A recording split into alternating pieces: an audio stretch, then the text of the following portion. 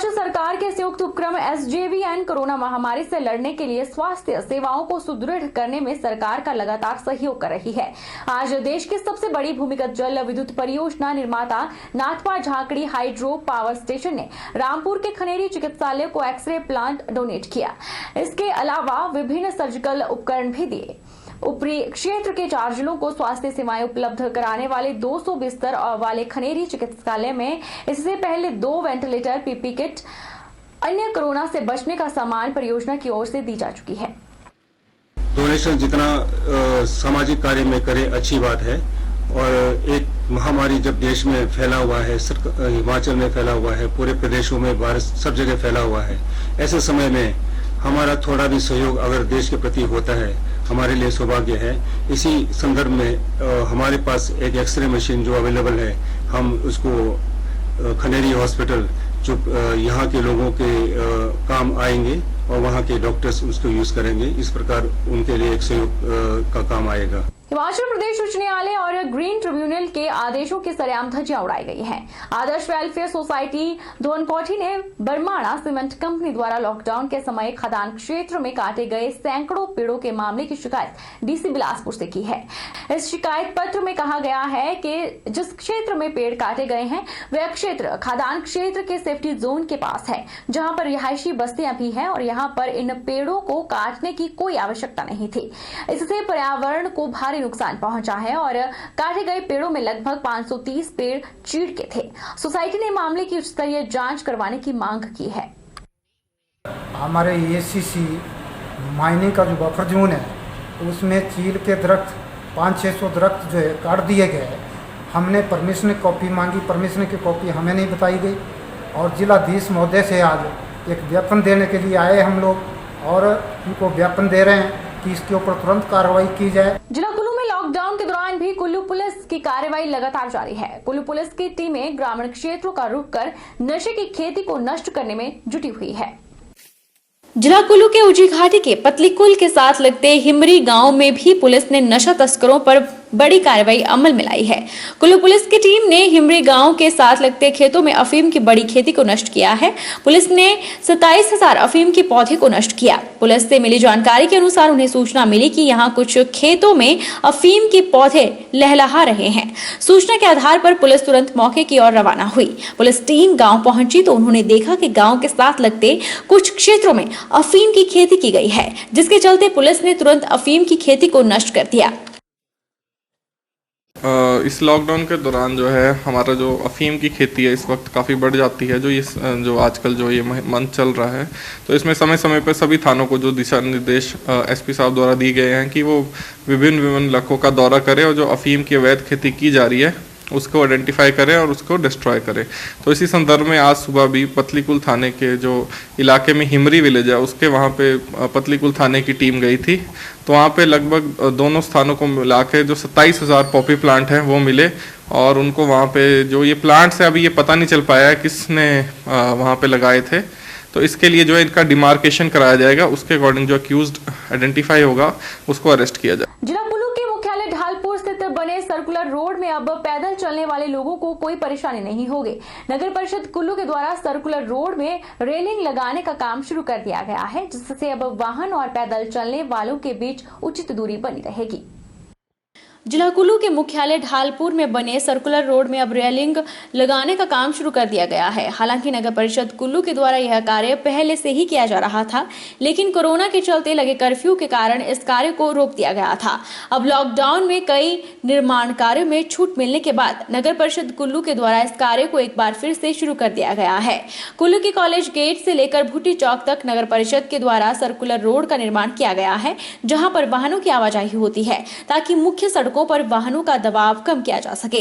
लेकिन circular road पर वाहनों के चलने से सड़क के साथ पैदल चलने वाले लोगों को खासी दिक्कतों का सामना करना पड़ता था। ऐसे में अब रोड में एक तरफ वाहन चलेंगे और दूसरी तरफ रेलिंग के किनारे से पैदल चलने वाले लोग भी सुरक्षित गुजर सकेंगे। यहाँ पर जो पुराना पेडेस्ट्रियन था वो 2 मीटर का था, उसके बाद ये रोड 3 मीटर बढ़ाया गया था यहाँ से गाड़ियों की आवाजाही के लिए। पर जो उस दौरान उन्होंने ये जो पोर्शन था वो छूट गया था पेडेस्ट्रियंस के लिए, ताकि उनको सेपरेट उनके लिए जगह रहे और यहाँ पर रेलिंग्स का प्रावधान होना था। तो फिर ये मैंने फिर नगर परिषद में इसको टलवाया, वहाँ से मैंने इसके लिए बजट जो सैंक्शन करवाया है 4-5 लाख रुपए के आसपास का इसका बजट है। और इसमें अब ये रेलिंग्स लगने का जो काम है, जो लगभग 4 फुट की रेलिंग्स लग रही हैं, ये एयरमार्क्ड है। इससे पहले हमने लॉकडाउन से पहले यहाँ पर इसमें जो जिसकी फिटिंग जहाँ पर होनी थी वो हमने फिटिंग्स करवा दी थी, बट लॉकडाउन के चलते ये काम नहीं हो पाया था। गौर रहे कि सर्कुलर रोड में वाहनों की आवाजाही के चलते इस रोड से पैदल चलने वाले लोगों को खासी दिक्कतें उठानी पड़ती थी, जिसके चलते स्थानीय लोगों ने रोड के बीच से रेलिंग लगाने के बारे में भी नगर परिषद को अवगत करवाया था। अब नगर परिषद जल्द निर्माण कार्य को पूरा करने जा रही है। सोलन जनपद के नालागढ़ उपमंडल में 5 कोरोना पॉजिटिव मिले हैं। इसके साथ ही राज्य में शनिवार का आंकड़ा 16 तक पहुंच चुका है। क्षेत्र में 26 सैंपल जांच के लिए भेजे गए थे। इनमें से 6 की रिपोर्ट नेगेटिव आई है, वहीं 5 पॉजिटिव हैं, जबकि 15 अंडर प्रोसेसिंग है। कोरोना पॉजिटिव पाए गए 5 लोगों में 34 वर्षीय व्यक्ति का संबंध तालु गांव से है। इसके अलावा 39 वर्षीय व्यक्ति मतौल से है। 27 और 29 वर्षीय पॉजिटिव पाए गए लोगों का संबंध रतवाड़ी गांव से है। 23 मई ये 2020 को हमारे ये 5 कोरोना के पॉजिटिव केस रामशहर में और आए हैं। तो अब टोटल मिलाकर हमारे सोलन जिला में 19 केस हो गए हैं, जिसमें से 10 एक्टिव केस हैं। पर ये सारे केस हमारे क्वारंटाइन सेंटर में ही थे। जो हमारे पिछले 5 पॉजिटिव आए थे, उन्हीं के साथ ही ये लोग आए थे, उन्हीं के कॉन्टैक्ट के हैं। तो ये रामशहर में क्वारंटाइन थे। 91 के करीब सैंपल उठाए थे, बाकी सब नेगेटिव। अब बिलासपुर नगर परिषद में मनरेगा की तर्ज पर शहर में रहने वाले प्रवासी और स्थानीय श्रमिक जिनके पास लॉकडाउन के कारण काम नहीं है, उन लोगों का मुख्यमंत्री शहरी आजीविका मिशन गारंटी योजना के तहत 120 दिन का स्वरोजगार मिलेगा। अगर किसी को 15 दिन के भीतर रोजगार नहीं मिलता है और नगर परिषद किसी को रोजगार देने में असमर्थ रहती है, तो ऐसी दशा में जॉब कार्ड धारक को 75 रुपए की दर से भुगतान किया जाएगा।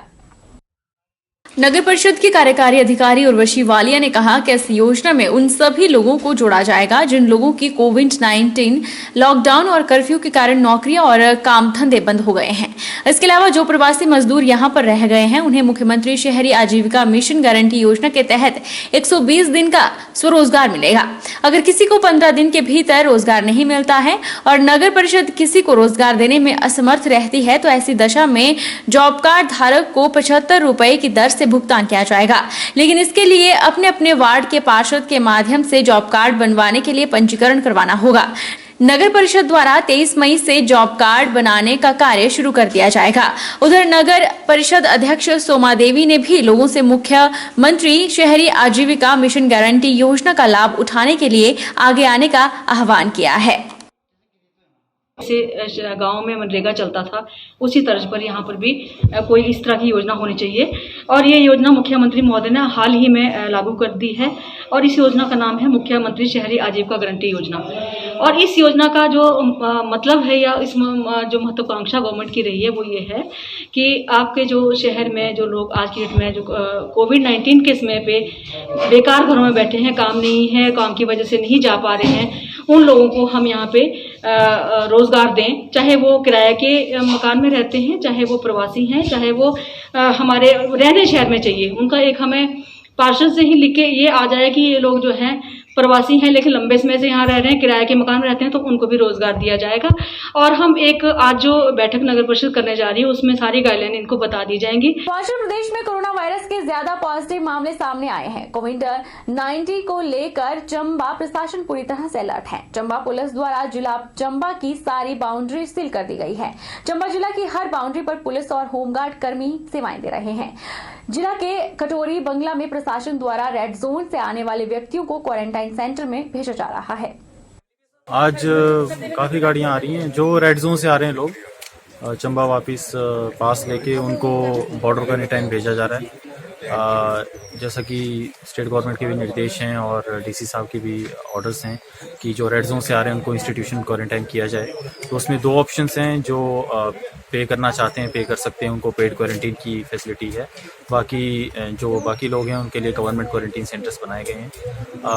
और जो बाकी ऑरेंज और ग्रीन जोन से लोग आ रहे हैं उनको होम क्वारंटीन के निर्देश दिए जा रहे हैं। बाकी गुड्स व्हीकल का मूवमेंट जो है वो फ्री है, जैसे कि गृह मंत्रालय के भी निर्देश हैं और स्टेट गवर्नमेंट के भी ऑर्डर्स हैं। रुकेंगे एक छोटे से ब्रेक के लिए। ब्रेक के उस पार फौरन लौटेंगे, आप बने रहिए हमारे साथ।